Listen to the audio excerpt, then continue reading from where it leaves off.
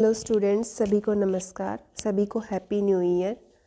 Study point के इस YouTube channel पर आप सभी का स्वागत है। स्टडी पॉइंट अब की बार लेकर आए हैं आप सभी के लिए एमसीक्यूज सीरीज, जिसमें सबसे पहले हम स्टार्ट करने जा रहे हैं class 10th CBSE and RBSE board के साइंस के एमसीक्यूज, जिसमें हमारा फर्स्ट एमसीक्यू रहने वाला है the chlorophyll in photosynthesis is used for. प्रकाश संश्लेषण में क्लोरोफिल का उपयोग किया जाता है। फर्स्ट ऑप्शन है अब्जॉर्बिंग लाइट, यानी कि प्रकाश को अवशोषित करना। सेकंड ऑप्शन है ब्रेकिंग डाउन वाटर मॉलिक्यूल का ब्रेक होना या फिर पानी के अणु को तोड़ना। थर्ड ऑप्शन है नो फंक्शन, मतलब कोई कार्य नहीं। फोर्थ ऑप्शन हिंदी में CO2 की कमी। तो क्लोरोफिल का क्या काम होता है हम डायग्राम के माध्यम से समझते हैं। अपने को डायग्राम में दिखाई दे रहा है कि जो सनलाइट है, CO2 है, वाटर है, ये सभी क्या हैं? ये सभी रॉ मटेरियल हैं। जबकि क्लोरोफिल क्या करता है? ये जो सनलाइट होती है इसको अवशोषित करने का काम कौन करता है? क्लोरोफिल। तो आप डायग्राम में देख सकते हैं कि क्लोरोफिल का काम क्या है। सनलाइट से जो लाइट रे आ रही हैं, प्रकाश की किरणें जो आ रही हैं, उनको अवशोषित करने का काम कौन करता है? क्लोरोफिल। तो हमारा कौन सा ऑप्शन सही हो जाएगा? प्रकाश को अवशोषित करना। इसी के साथ आगे बढ़ते हैं। हमारा सेकंड क्वेश्चन रहने वाला है protein after digestion can converted into. Protein digestion के बाद किस में परिवर्तित हो जाता है? फर्स्ट ऑप्शन है कार्बोहाइड्रेट। सेकेंड ऑप्शन है स्मॉल ग्लोब्यूल्स, मतलब छोटी छोटी गोलियों में। थर्ड ऑप्शन है एमिनो एसिड, मतलब अमीनो अम्ल में। फोर्थ ऑप्शन है स्टार्च। तो जो प्रोटीन होता है वो डाइजेशन के बाद किस में कन्वर्ट हो जाता है? अमीनो अम्ल में। तो हमारा कौन सा ऑप्शन सही होगा? हमारा ऑप्शन नंबर थर्ड सही होगा, अमीनो अम्ल या फिर अमीनो एसिड। हमारा आंसर क्या हो जाएगा? अमीनो अम्ल या फिर अमीनो एसिड। इसको डायग्राम के माध्यम से समझेंगे तो जो प्रोटीन की ये चेन है, ये एंजाइम की प्रेजेंस में क्या हो जाती है? अमीनो एसिड के अंदर कन्वर्ट हो जाती है।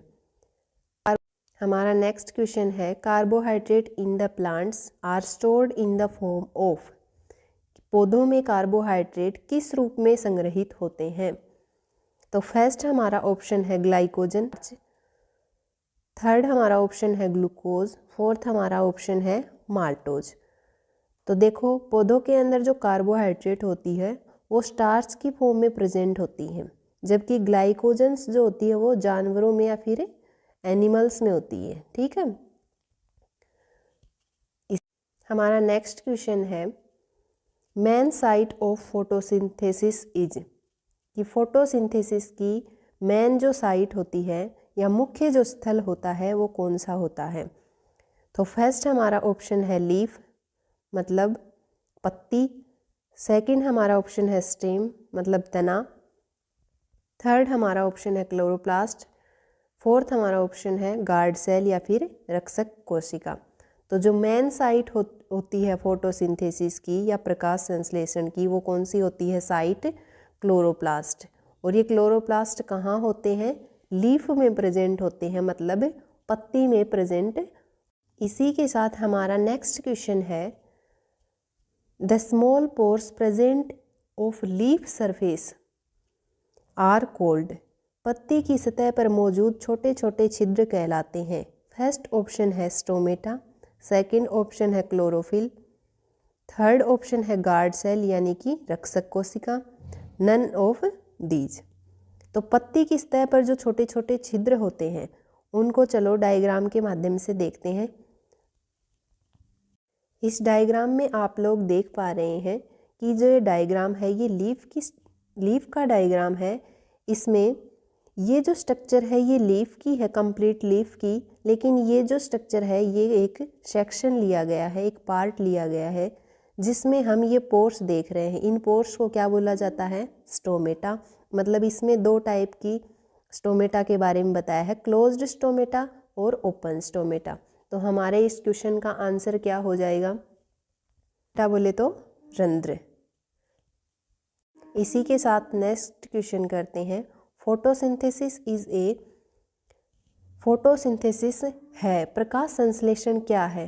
फर्स्ट ऑप्शन है कैटाबोलिक प्रोसेस, सेकंड ऑप्शन है पैराबोलिक प्रोसेस, थर्ड ऑप्शन है एम्फीबोलिक प्रोसेस एंड फोर्थ ऑप्शन है फोटोकेमिकल प्रोसेस। तो जो ये फोटोसिंथेसिस होता है ये कौन सी प्रोसेस होती है? फोटोकेमिकल। इसी के साथ नेक्स्ट क्वेश्चन देखते हैं।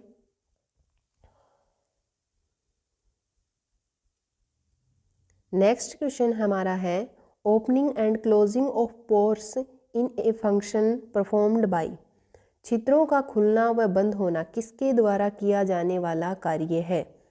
तो देखिए, फर्स्ट ऑप्शन है स्टोमेटा, सेकंड ऑप्शन है क्लोरोप्लास्ट, थर्ड ऑप्शन है क्लोरोफिल एंड फोर्थ ऑप्शन है गार्ड सेल।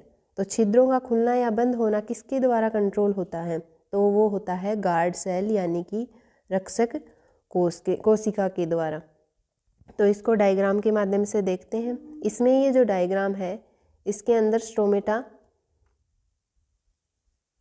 की स्ट्रक्चर दिखाई दी है। एक स्टोमेटा जो है ये ओपन स्टोमेटा की स्ट्रक्चर है और दूसरी जो स्ट्रक्चर है ये क्लोज्ड स्टोमेटा की स्ट्रक्चर है।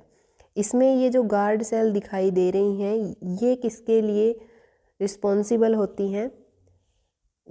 ये जो स्टोमेटा है इसके क्लोज या ओपन होने के लिए ये गार्ड सेल रिस्पॉन्सिबल यानी कि जिम्मेदार होती हैं। इसी के साथ हमारा नेक्स्ट क्वेश्चन है temporary finger like extensions on amoeba are called. अस्थायी उंगली जैसे एक्सटेंशन अमीबा पर क्या कहलाते हैं? फर्स्ट ऑप्शन है सेल मेम्ब्रेन, सेकंड ऑप्शन है cell wall and third option है स्यूडोपोडिया एंड फोर्थ ऑप्शन है सीलिया। तो जो ये टेम्पोरेरी या फिर अस्थायी उंगली जैसी संरचना जो अमीबा पर होती हैं उनको क्या बोलते हैं? तो देखते हैं चलो डायग्राम के माध्यम से। तो डायग्राम में हमें दिखाई दे रहा है कि ये जो फिंगर लाइक स्ट्रक्चर है इसके अंदर ये फिंगर लाइक स्ट्रक्चर ये वाली, तो इनको क्या बोला गया है? स्यूडोपोड्स। स्यूडोपोड्स को हिंदी में क्या बोलते हैं? आभासी पैर। ठीक है, तो हमारा इस क्वेश्चन का आंसर क्या हो जाएगा? स्यूडोपोडिया। इस क्वेश्चन का आंसर क्या हो जाएगा? स्यूडोपोडिया। तो इसी के साथ नेक्स्ट क्वेश्चन देखते हैं। Which of the follows is not a raw material required for photosynthesis. निम्नलिखित में से कौन सा प्रकाश संश्लेषण के लिए आवश्यक कच्चा माल नहीं है? मतलब इसके अंदर प्रकाश संश्लेषण की प्रक्रिया में कौन सा जो ये दे रखा है ये कच्चा माल कौन सा नहीं है ये पूछा है। तो कच्चा माल होता कौन कौन सा है ये डायग्राम के माध्यम से देखते हैं। फर्स्ट है सनलाइट, सेकंड है कार्बन डाइऑक्साइड एंड थर्ड है वाटर। ये सभी क्या होते हैं? फोटोसिंथेसिस की प्रोसेस में ये होता है रॉ मटेरियल यानी कि कच्चा माल। ठीक है, अब जो रॉ मटेरियल नहीं होता है वो कौन सा नहीं होता? Oxygen and glucose. Oxygen and glucose नहीं होता है तो देखो इसके अंदर ऑप्शन कौन सा होगा? Carbon dioxide, water, oxygen and sunlight. तो इसके अंदर कौन सा कच्चा माल नहीं है? CO2, पानी, ऑक्सीजन या सूरज की रोशनी। तो कौन सा नहीं है? ऑक्सीजन। इसी के साथ नेक्स्ट क्वेश्चन देखते हैं। The process by which cell obtain energy from glucose is called. वह प्रक्रिया जिसके द्वारा कोशिकाएं ग्लूकोज से ऊर्जा प्राप्त करती हैं। तो फर्स्ट है रेस्पिरेशन, सेकंड है डाइजेशन, थर्ड है एब्जॉर्प्शन, फोर्थ है सर्कुलेशन। इसको हिंदी में क्या बोलेंगे? फर्स्ट है श्वसन, सेकंड है पाचन, थर्ड है एब्सॉर्प्शन एंड फोर्थ है परिसंचरण। तो कौन सी प्रोसेस में कोशिकाएं ग्लूकोज से ऊर्जा प्राप्त करती हैं? मतलब ग्लूकोज किसके अंदर ब्रेक डाउन होता है? तो ग्लूकोज का ब्रेक डाउन होता है रेस्पिरेशन में, या फिर ग्लूकोज किसके अंदर ऑक्सीजन की प्रेजेंस में किस में टूटता है? CO2 और CO2 प्लस वाटर के अंदर। तो कौन सी ऐसी प्रक्रिया है जिसके अंदर CO2 और H2O बनते हैं? तो वो कौन सी प्रोसेस है? श्वसन की प्रोसेस। तो इस श्वसन की प्रोसेस को अपन इस डायग्राम से समझ सकते हैं। देखिए यहाँ पर जो ये ग्लूकोज है, इस स्ट्रक्चर के अंदर अपने को क्या दे रखा है, ग्लूकोज एंड O2। किसके अंदर ब्रेक हो रहा है, किसके अंदर टूट रहा है, ये CO2 प्लस वाटर के अंदर। ठीक है, तो ये जो प्रोसेस है, ये जो प्रक्रिया है, ये क्या कहलाती है, सेलुलर रेस्पिरेशन। इसको बोले तो कोशिकीय श्वसन। तो ये जो श्वसन की जो प्रक्रिया है, इसमें क्या होता है, कोशिकाएं ग्लूकोज से ऊर्जा प्राप्त करती हैं। जो ये सेकंड जो फोटोसिंथेसिस की प्रोसेस है, प्रकाश संश्लेषण की प्रोसेस, इसमें क्या होता है, CO2 प्लस H2O आपस में मिलके सनलाइट की प्रेजेंस में क्या बनाते हैं, ग्लूकोज।